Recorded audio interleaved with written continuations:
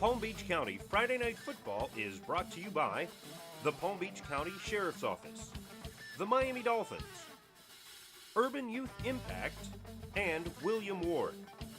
Special thanks to Terrence Freeman, attorney at law, and Gator Leasing. And now, back to the game. Welcome back to Palm Beach County Friday Night Football. Thanks for joining us. We are starting the fourth quarter, and right now the home team, the Atlantic Eagles, have a 4-point lead. Palm Beach Lakes has the football. They are looking at third down, and let me see if I can do the math right here. Toes, fingers, and an abacus to say that that's illegal third down substitution. at about 35. Now we got a penalty. Sorry to interrupt you, Rick, but we had an illegal substitution out here by Lakes. Number 4 came back. There's a line that you're supposed to have drawn between the sideline and the hash mark. And it doesn't appear that Atlantic has that line. It's a 9-yard line. And if you go past that 9-yard line, but you weren't in the huddle, then you are considered to be not in the huddle, and it's illegal participation. And that's exactly what happened. That's a very, very strict penalty. And now they've got a third down and what, another country mile? Yeah, 3rd and 40. They got to go to the 45-yard line. They're at their own 5. Do you have a 3rd and 40 play? We'll see if Palm Beach Lakes does. Alonzo Bellamy, he is in the shotgun. Right now he's in his own end zone as he looks at this 3rd down and 40. We are just starting the fourth quarter. Palm Beach Lakes down by 4. Glad you could be with us for Palm Beach County Friday Night Football. The pass over the middle, another drop pass, but this time it's dropped by a second player. Number 4 also had a chance at that. So two drops right there on one play, Coach. Number 11, Jaquan Hogan, I think he's dropped 3 balls tonight, and he's kind of looking at his hands and see if he got somebody else's hands tonight, because that's another terrific throw over the middle of the field. Would have got about 15, 16 yards back. Now you've got to snap the ball from the 5-yard line, or excuse me, the 10-yard line, to a punter who has not had a snap go to him yet. So this should be pretty interesting. And you're also going to be kicking it to one of the better punt returners in Palm Beach County, and J. Ron Hosley. So we'll see what happens here. He finally gets a punt away, and Hosley's got a lot of room. He takes the ball at his 37-yard line. He goes left. He goes around, and he's got a lot of green. He's at the 20, 18, 15, 10, 5. Touchdown, J. Ron Hosley, his second touchdown of the evening. And once again, the special teams catch up to Palm Beach Lakes. Atlantic scores on the punt return.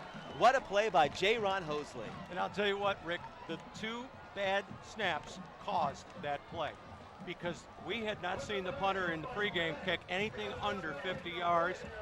He makes a very short punt here. Watch number 44 for Atlantic, Kevon Tyson, makes a key block down here on about the 15-yard line. You're going to see him come into your picture.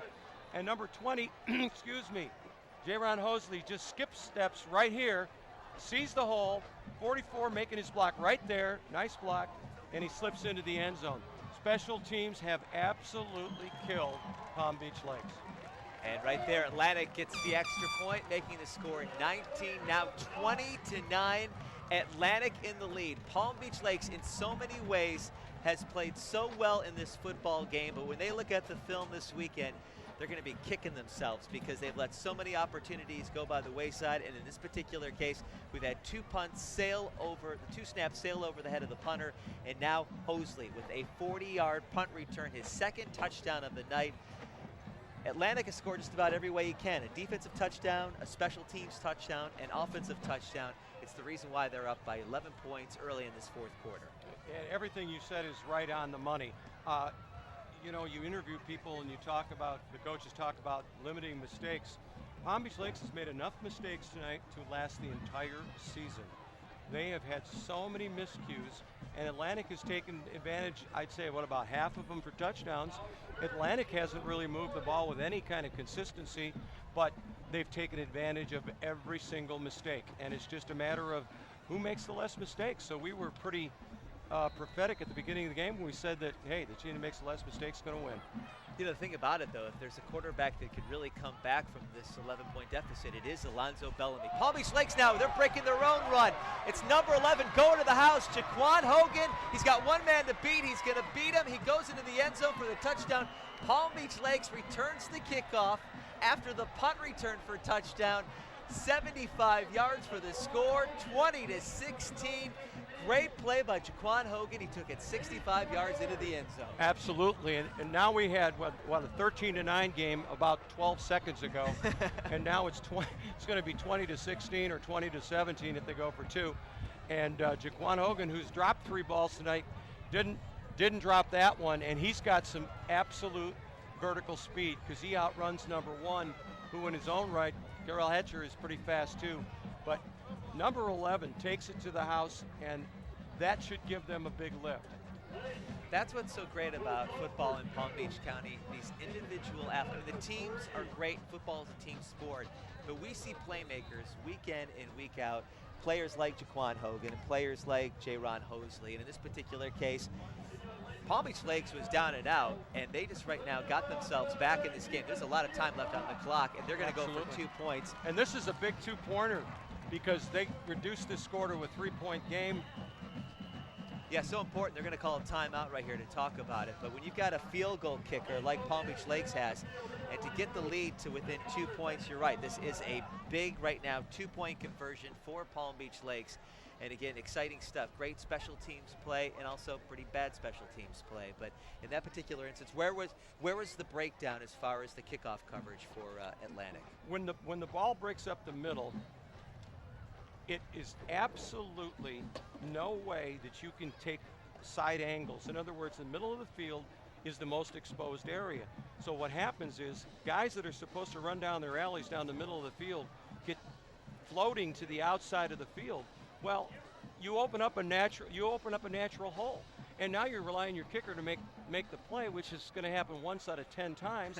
And it's not rocket science. You have to stay in your lanes when you're running down the field, and that's what a lot of high school kids don't do. You know, we only get 2 hours a day for the most part to coach these kids, and special teams probably is the area that's most neglected in high school. 2-point conversion coming up. 20-15 is our score right now. Palm Beach Lakes looking to see if they can cut this game to within 2 points. And no surprise, Bellamy in the shotgun. He's got 1 back in the backfield. And looks like they're going to go right now for the 2-point conversion and try to make this a 3-point game. Bellamy drops back to pass. He's looking at the end zone. Throw it. He is going to get stuffed right there by the Atlantic defense. Bellamy right now seems to be holding on to the football forever, and he's just running out of time. Yeah, you can't.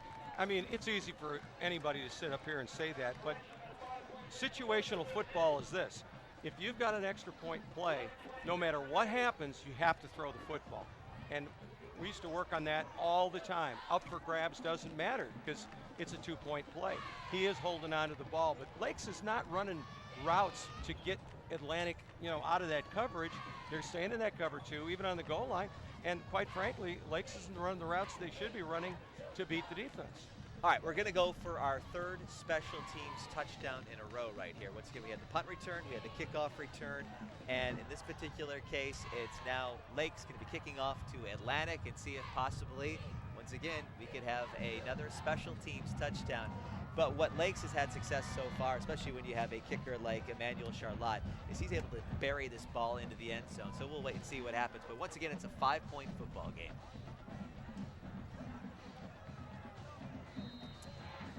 We talked about the big star for Atlantic, J-Ron Hosley with 2 TDs. Well, Hogan has 2 touchdowns for Palm Beach Lakes as well. 1 on the catch, 1 on that kickoff return. And Atlantic is going to try to return this football. This time, there's not going to be a touchdown because number 20 right there stopped for Atlantic. Now, there's a great comparison right here between the 2 kickoff returns. Hogan took his kickoff return and jetted up the middle, made 1 vertical move, and was gone. The Atlantic returner got the ball, started up the middle, and then took the cut to the side, which is death because there's too much speed on the other team. You gotta go vertical. You make your 1 good move, but you stay in the middle of the field, and that's not what happened. So with the 5-point lead, Atlantic takes the ball right now. 1st down and 10 from their 20-yard line. Nice run right here by number 6, Thomas Hankerson. He gets about 10 yards. 1st down Atlantic. They need to start getting those 1st downs and eating up that clock, up 5 with 11 left in the 4th quarter. And a good call by Atlantic because I think you've got to keep number 40 honest.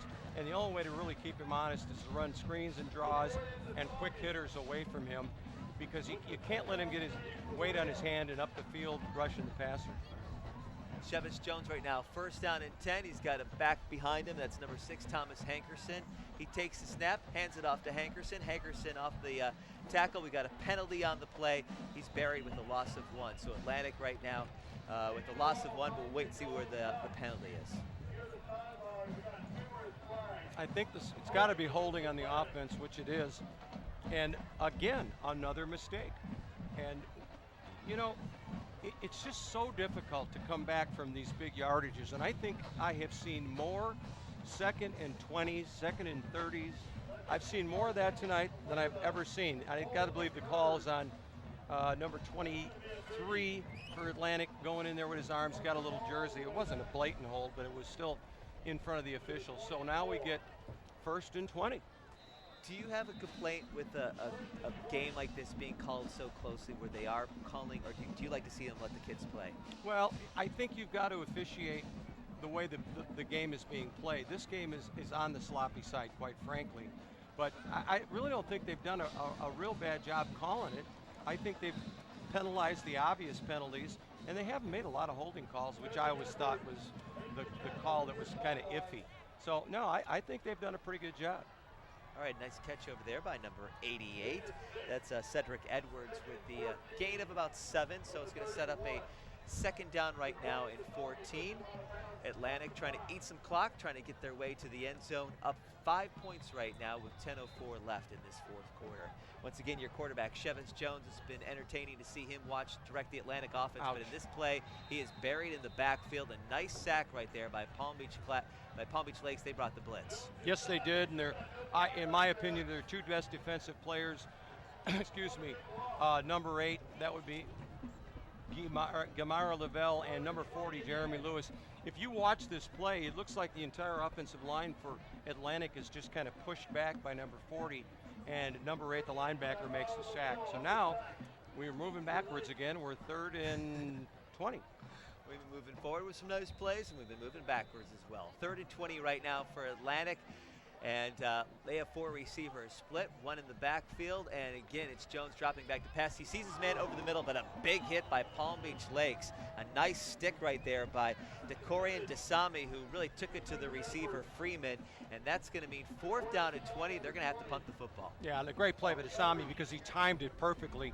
Had the ball been on the money, I don't think the receiver would have hung on to it. So that's one of those plays where you get in the zone, it hurts a lot less if you catch the ball. That's all I remember, but it's a good hit. Here's the replay, and you're going to see the ball, the crossing pattern, and the throw is just a little bit high and outside, and the big hit.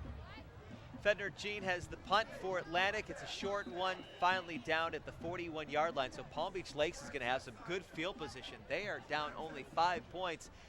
And right now, they're at their own 40-yard line. So, Coach, they've got good field position, and you have to be impressed with Alonzo Bellamy. He's really run this offense effectively.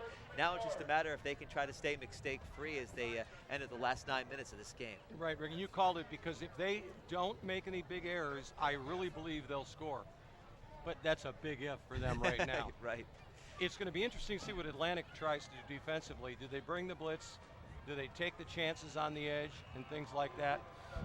We got a flag now, which I have no idea what the call is. Oh, man. Another illegal substitution.